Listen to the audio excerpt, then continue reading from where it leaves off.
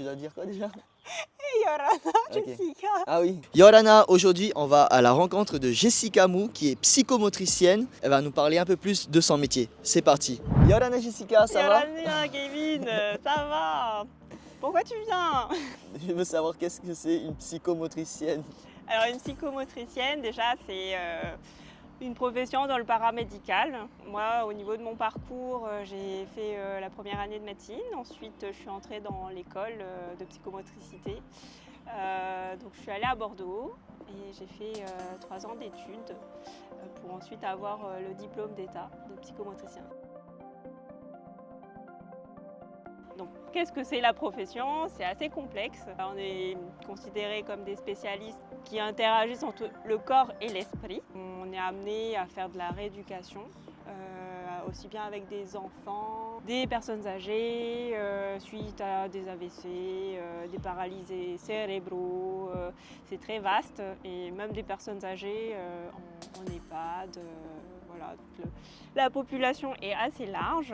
Qu'est-ce que ça veut dire travailler au niveau du corps et de l'esprit? Voilà, il y a différents signes. On va essayer d'identifier différents signes corporels qui ont des origines, en tout cas au niveau de troubles neurologiques, psychologiques ou même au niveau psycho-affectif.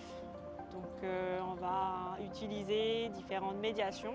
Ça peut être le théâtre, ça peut être la danse. C'est assez polyvalent, l'art-thérapie et même le jeu. Donc oui, un psychomotricien, ça joue. Et puis au niveau des troubles, c'est assez varié.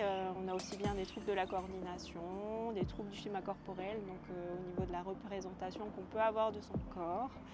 De l'orientation dans l'espace aussi, des soucis de latéralité, voilà, savoir sa droite, sa gauche, s'orienter aussi dans le temps. Et puis on agit aussi au niveau de tout ce qui va être émotionnel. Donc on peut proposer des séances de relaxation. La créativité, ça c'est très important. On peut avoir différents types de patients, des troubles avec un spectre autistique, troubles de la coordination. Et donc on va proposer à chaque fois des jeux différents. Donc ensuite, il faut bien sûr avoir cette capacité d'écoute, dynamisme et puis cette envie en tout cas de pouvoir soigner et d'aider l'autre.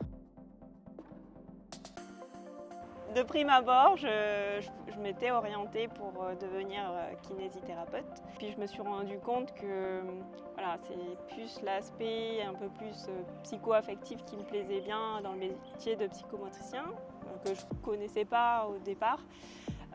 Donc voilà, on a une approche différente d'un kiné qui va plus avoir une approche fonctionnelle, alors que nous, voilà, on a quand même ce côté un peu plus émotionnel aussi et plus psy.